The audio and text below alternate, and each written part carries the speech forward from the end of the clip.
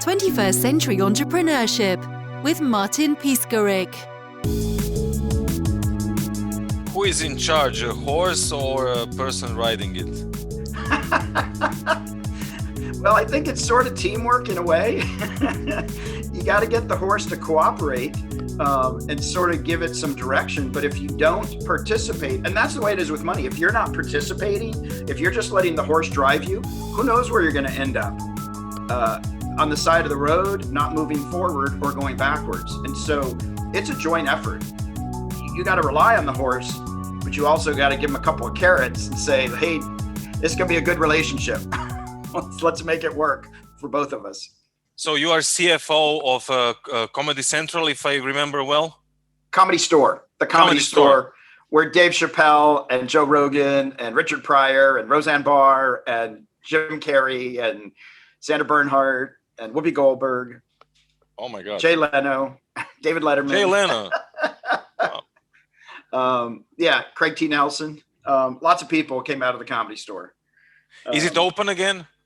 No, we're because of the it's not open because of COVID, and LA County is so strict. So we're hoping by the summer, but we've got like a big drive-in festival coming up at the end of the month. We're trying to do other things, but it's been really difficult. I mean, with live people or online? We're going to do live people. The Zoom stuff isn't sure, all that funny. Definitely. I saw some of them on Netflix actually, but it's not the same. They tried different stuff in their house or outdoor. It's painful. For me personally, I find it painful. I'd rather be live. Much more fun. So most of them, some of them, all of them? I know some of them. Some of them are so big they might know me because my name is on their check, but they're very busy. And then some of them I do, I got to meet George Carlin back in the day and Cheech and Chong and different things like that. But, they're on to bigger and better things, Punky Johnson, who just got on Saturday Night Live, was the wait staff and doing comedy. And she got her big break, Leslie Jones. So my offices are in Santa Monica and the club is in Hollywood. But, I'm down there a couple of nights during the week. When we have big events, I'm down there. I'll be at the festival, handing out checks to Bill Burr and everybody and just hanging out. So I do get to hang with a lot of them, but, they see me as the money guy. So as long as the check clears, they don't really care what my name is, as long as the check says money. What's going on with California? I mean, so much people are going to Texas and other states. What's going on? I know. It's tempting. Well, we pay so much in tax and we're getting nothing for it. That's the problem. I think people would be okay with paying all the tax if we had roads, if we had systems in place. But even with the pandemic, it was handled so poorly without data, and now we're reopening without new data because the governor doesn't want to get recalled. And it's like, it has nothing to do with what's the right thing to do. He's just trying to save his ass. And it's frustrating. It's very frustrating. And it didn't reduce the cases. 21st Century Entrepreneurship with Martin Piskarik.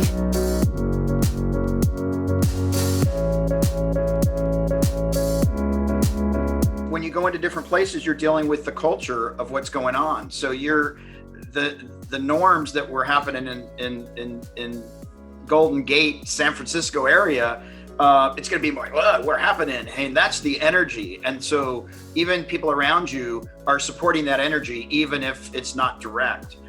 And then you go to another culture, they have a different emphasis. Life is hard.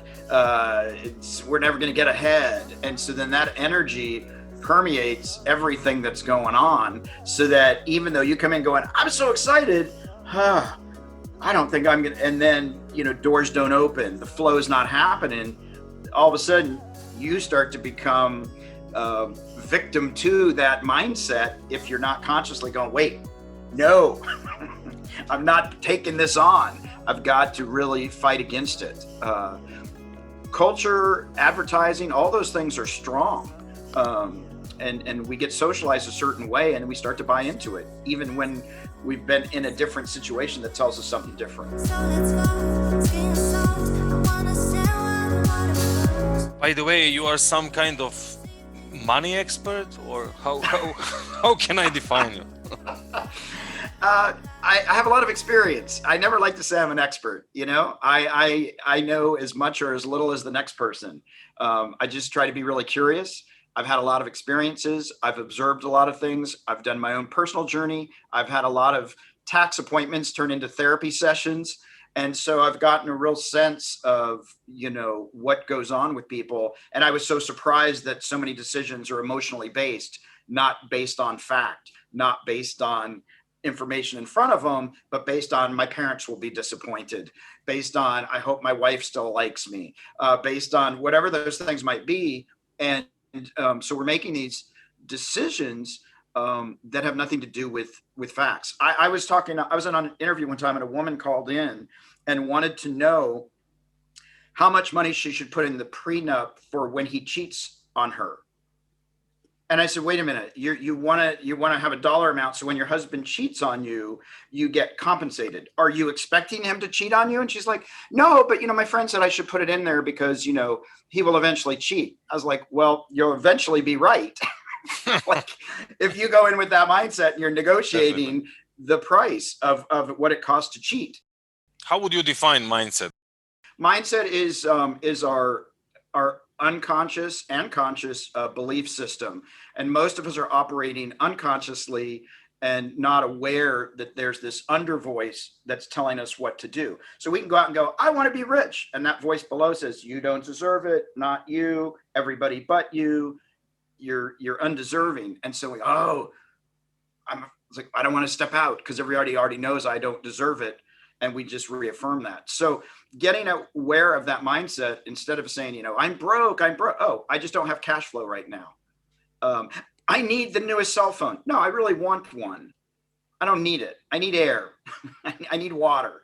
And so starting to learn the differences, and then also realizing, I have a few clients that have accomplished the goal of, I'm going to get to like $2 or $3 million. I'm going to be so happy. And now they've got their $3 million in the bank. They've got their big house. And they're saying to me, I'm not happy. I thought all these material things would really satisfy me. Yeah, they're fun for a minute. But so getting a mindset of what do I want? Do I want to have amazing, rich experiences with my family? Do I want to travel? What's abundant to me? I go to places, I've been to Africa. I've been to many developing countries where people are incredibly happy and they feel incredibly abundant. And by my standard, they don't have running water. They don't have a cell phone. They don't have a fancy house. How can they be happy? It was such a mind game with me when I experienced all these happy people going, no, you're not driving a Mercedes. How could you be happy? And I had to really go do some soul searching and realized, yeah, money's nice. I enjoy it. But I feel incredibly abundant and I feel very grateful for what I do have. And I think most people spend their time being angry about what they don't have instead of turning around and being incredibly grateful for what they do have. We have a lot, especially in the US, and many countries we have a lot and we just don't recognize it.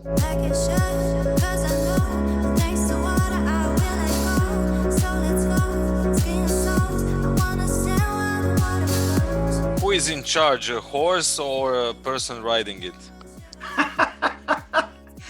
Well, I think it's sort of teamwork in a way. You got to get the horse to cooperate and sort of give it some direction. But if you don't participate, and that's the way it is with money, if you're not participating, if you're just letting the horse drive you, who knows where you're going to end up? On the side of the road, not moving forward or going backwards. And so it's a joint effort. You got to rely on the horse, but you also got to give him a couple of carrots and say, hey, it's going to be a good relationship. Let's make it work for both of us. In terms of visualizing, for me, it's so important when we're working with money to do affirmations, to do meditations, to then actually go into your bank accounts, go in and look at your assets and see what comes up for you. A lot of people, if you ask them, what's your comfort level? Oh, I'm happy if my bank accounts aren't overdrawn. That's the benchmark. And then when there's lots of money in there, oh, I can spend it all so I can get back to my zero baseline. Other people, that baseline might be 50,000 or 20,000, and they go in and they go, oh, good, I'm at 20,000, I'm comfortable. It's really important. I encourage a lot of my clients and people I work with to go in and talk with their money. Like open the bank accounts, go, hey, baby, like go out and make more money. Let's make some stuff happen. Go tell your friends to join my bank account. It's a great place to hang out, right? And to just make it fun, because most people are like, oh, what's in my bank account? What's in my portfolio? I'm losing money. And so to visualize, yeah, this is great. I'm abundant. I spend my mornings when I walk my dog in the mornings doing gratitude, appreciation, grateful for breathing, grateful that I woke up, grateful for my dog, grateful for my family. And I just go through a litany of gratitudes. And then I'll go in and I'll do my affirmations. I'm a loving, desirable, attractive, creative, abundant, generous person. And then I welcome abundance with integrity, because for me, that's an important component. So I feel into that, and I actually let it, I feel it in my bones, and I'm moving around so that I can energize it in me and actually believe it. I'm not just reciting it. Oh, I deserve it. I want to be rich. No, I'm abundant. And I really want to draw it in and take it in, take a sip of all of that, and just being really good about, yeah, I can see it. I can see it. And then I ask myself, how do I see it happening? When I have all this money and this abundance, what am I going to do? Am I going to share it with family? Am I going to travel? Do I want to be of service? Do I want to help other people and pay it forward? And so starting to see instead of just saying, I want $1 million in the bank account. Why? Why do I want $1 million? And at what cost or at what benefit? So that I'm looking at cost benefit analysis, which is pretty basic accounting, right? If it's emotionally costing me to get to the $1 million or the $2 million, and I've alienated my family and I don't have any friends, is it really worth the $2 million? And so trying to just take all that in and really visualize the positive and know that there also might be pushback when I step up. Here's a great example. When I do workshops, I'll buy everybody a lottery ticket and everybody's scratching off. And I'll hear people say, this is stupid, I never win. Other people are like, yeah, it's just a waste of money. And so then I'll hear, and then somebody else will win. Like, oh my God, I just won $1. I won $1, right? And they feel it. You feel it. When you look at a bank account and you're overdrafted, your chest caves in, your stomach gets nauseous. At least mine does. And it's those kinds of things where we viscerally feel it in our body. And so we can feel, the best way to really feel money is to get a couple of $100 bills, right? And at least in the US, $100 bill in my wallet will stay there forever, because the minute it breaks, it's gone. If I use that $100 bill, now I've got some 20s, they're gone in a heartbeat. So I hold on to my $100 bills. But when I actually pay with cash, I feel the loss, right? I feel the exchange. And maybe it's not a loss, because maybe I'm super excited to be paying that money, but I feel the exchange instead of just swiping with a credit card and I don't feel a thing. I could charge $1 or $1 million. It feels exactly the same when I swipe a credit card. Regarding your communication with money, when you pay something, is there any kind of communication going on as well? Or gratitude? In gratitude. Often I try to be conscious and say out loud, I'm really excited about this. Thank you for taking care of me. And even if I don't say it out loud, inside I'll be expressing, yeah, I feel really good about this exchange. Are there any common constraints regarding the whole model, the whole concept during the learning phase or during the implementation phase? Or I think there's a lot of times people don't trust themselves and they don't trust the process. A lot of times I'll say to people, you don't have to actually understand the whole process. Just trust it. Just do this. Create the habit. Create the awareness. And so I think initially people will, oh, I don't want to journal about this. I don't want to say this out loud. I don't want to talk to my money. Well, give it a try, even if it's silly, like make it fun. But yeah, I think for a lot of people, they're like, oh, it works for everybody else but me. We always assume everybody but me is capable of doing it. I mean, I find that true for a lot of people. Even people that are really, really smart and lots of credentials, they're like, oh, yeah, not me.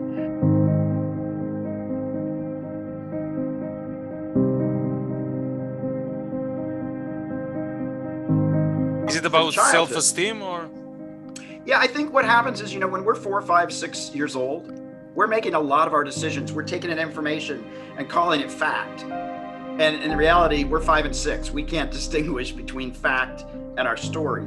And so what happens is we go through the rest of our lives basing things on, well, I learned at 4 years old, I'm terrible with math. I learned at 6 years old, I'm greedy or selfish. I learned that I talk too much, or I'm, not capable, or whatever it is. And then we take that out in the world and then we reaffirm it everywhere we go.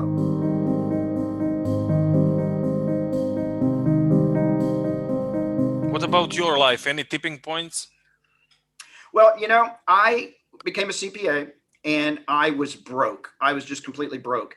And people that were in lesser titled jobs than me had more money and were making better financial decisions. And I had to do a trace back. And I realized when I was in high school, my parents got divorced, and my mom had said to me, whether it was joking or not, said, you need to be really successful so that your siblings, of which I have 4, your siblings and I need to have the life we deserve. And I thought, well, why is that on me? And I'm not a good liar. So I just started making sure I had no money. So anytime anybody asked for money, I'd go, I don't have any money, I'm broke.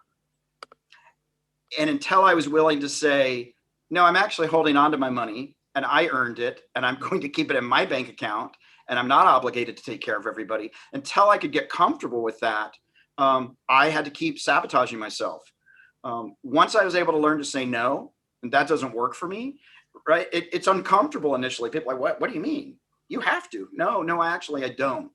And so for me, that was a big moment to realize I was trying to not lie and still feel like I was obligated to do what they asked. And once I was able to set a boundary and get really clear about that, it really helped. What was the reaction? Well, initially, not so good, huh? Initially not so good. Well, that's really greedy. That's really selfish. And I was able to say, yeah, that probably sounds really greedy and selfish. And if you want that kind of money, go earn it or do something else, but don't guilt me into feeling like I have to take care of you. That's not my responsibility. And I had to feel okay about that. And initially, yeah, there was a little bit of pushback and a little bit of punishment. Well, I'm not talking to you. And then I also had to be careful, because then there was a point where I was actually being really generous with people, but with the demand underneath is you have to behave the way I say, because I'm in control, which is what my grandparents did, right? I control the money. I get to tell you what to do. And one of my family members kindly pointed out to me, so since you're paying for everything, you get to tell us all what to do and we don't get to have our own opinions. I went, oh, well, that's sort of ugly. Before or after they gave you a car? After. I was just unconscious. I was unconscious that I was actually picking up from my grandparents the same manipulation. And so even though I was so aware in all these other places, I had a blind spot.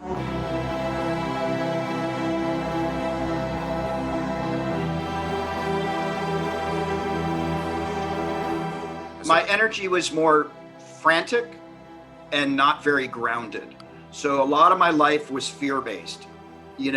I would fake it really well, but inside everything I would do, oh, that's going to kill me. I'm going to die. If I speak up loud, if I say my name, I couldn't even say my name in a large group of people and say my name and where I was from. I'd be like, oh, my name is, I was so frozen and petrified. And so that was my energy.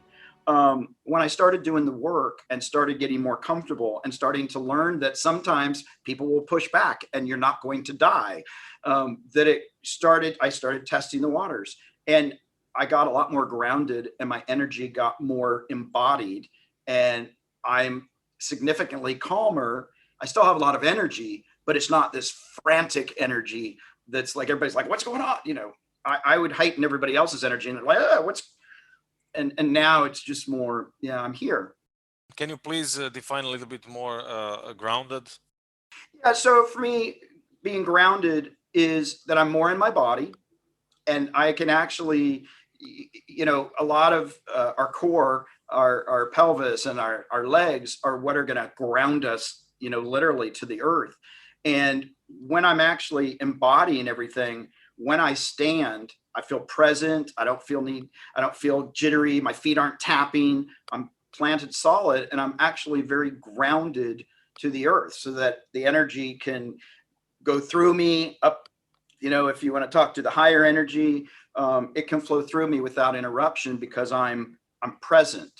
And so I do things to like help me get grounded. There's in the work that I do with core energetics and radical aliveness, we do exercises that help get us in our bodies and help us to really ground so that we can be present instead of I gotta look a certain way. I gotta have an answer. No.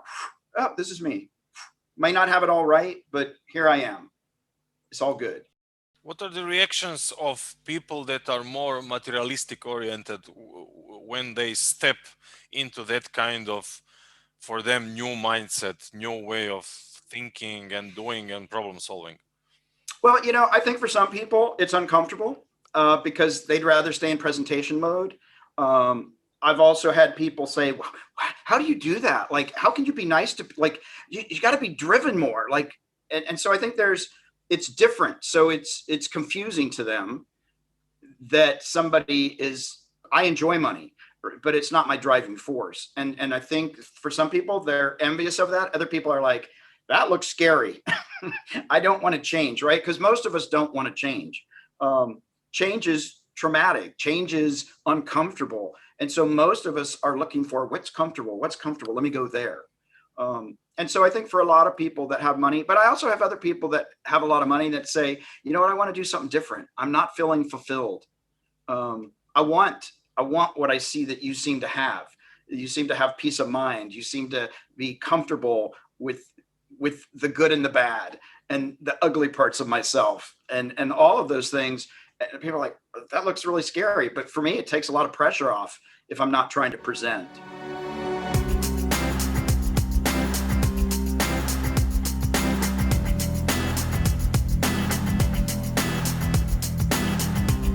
How long does the process last? Well, of course, the one thing I always want to say people is this is a lifelong relationship. Our money relationship, it goes on forever. We don't get to $1 million in our bank account and call it a day. We have to stay proactive. We have to stay conscious. We have to stay intentional. But having said that, I do workshops with people where we do 12-week workshop once a week. And by the end of those 12 weeks, people come back to me and say, oh my God, I have a lot more money in my bank account. I didn't realize how much I was just spending frivolously. And so even within that 12-week period, we've created habits. Basically, if you've got 28, 30 days, you can create a new habit. So I'm not having people going out and saving $5,000 a month or $2,000 a week. I'm saying, hey, let's start with $5 this week. Let's save $5 this week. Let's save $5 next week. Hey, on Fridays, take all the $5 bills out of your wallet and put them in a jar. Like little things that are doable so that people can go, oh, I could do that. And then we build on that. So then, oh, well, if I could do 5, I could do 10. Well, if I could do 10, I could do 20. Instead of starting with something that's very lofty, because most people are like, I'll start a bank account, savings account when I get my bonus.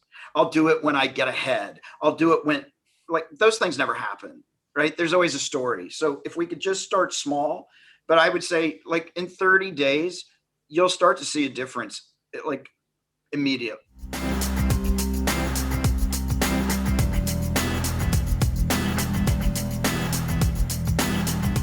Beside attending your workshops, are there any other way for us to go into that topic, to learn more about your concepts, ideas, models? Yeah, absolutely. So I have an online course called Mastering the Emotions of Money. It's a 3-month process. And basically it takes you and reverse engineers how you got where you are. So we go back, we look at childhood, we look at parents, we look at culture, we look at religion, we look at gender. And then we bring it forward. Then we start exploring fears and emotions and self-worth and deserving. And then we talk about intentionality of words and being really clear with words and getting people really conscious. And then we take it through. What are your life goals? How do you do an honest budget? And like, people can do a budget, but if they're not putting down that they spend, $200 a week on alcohol or lottery tickets, we're going to come up short in the budget. So I say to people, look, I don't care, if you're doing drugs, I just need to put it in the budget. Like, I'll just call it special needs.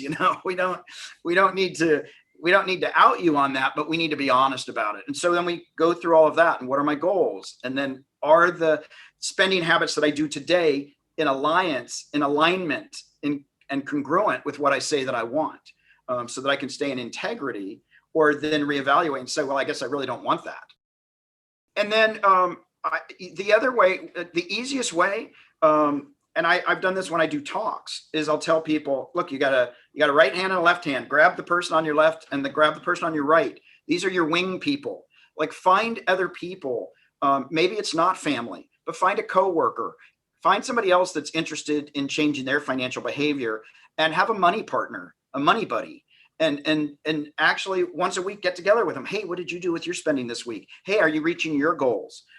Did you get that application in for the graduate class you want to do? And hold each other accountable, so that you can go to somebody without shame and be able to say, oh my God, I really screwed up this week. I ate out every single day, even though I promised I wouldn't, or I went on a shopping spree, or, I overdrafted my bank account. I thought I was paying attention. Or, hey, I found some extra money, and to just be able to talk with somebody where it's not an argument, because most of us think conversations about money have to be heated and unpleasant.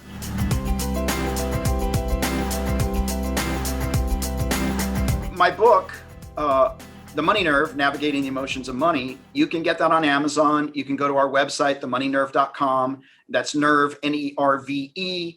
I'm a money nerd, but it's actually the money nerve that I'm dealing with. You can go to our website or Amazon, and that book will take you through. It's a great workbook. I have a lot of couples that buy that book and do it together, because there's calls to action at the end of each chapter, to start conversations. I was talking to a gentleman, very successful, and I asked him, do you treat your daughter, would you have treated a son differently than your daughter? And all of a sudden, oh my God, he was like, I can't believe, my wife would actually say that, yes, I do. And now that I'm thinking about it, I think I have a bias, And so even just those kinds of conversations, just raising the awareness of how do each of these things play in. So it's a great book to work with a partner, spouse, and just start learning to have conversations about money with other people without having to say, look at my bankruptcy, look at all my debt. But even if you have that, not to feel shame about it, and just say, yeah, I didn't do it so well back then, but here's what I'm doing differently.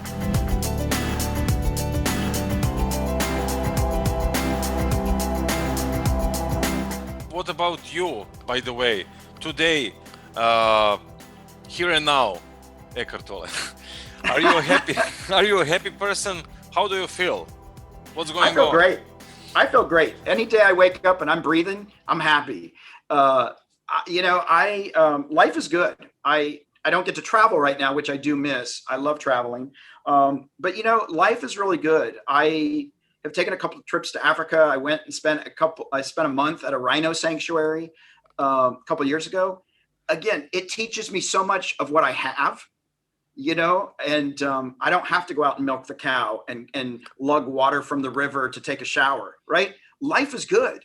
So I'm a happy camper. I love just being alive and having the opportunity to interact with people, because that's really what I enjoy doing. I enjoy community. I want to be here. I want to have an impact on the world. And as long as I'm breathing, I'm happy.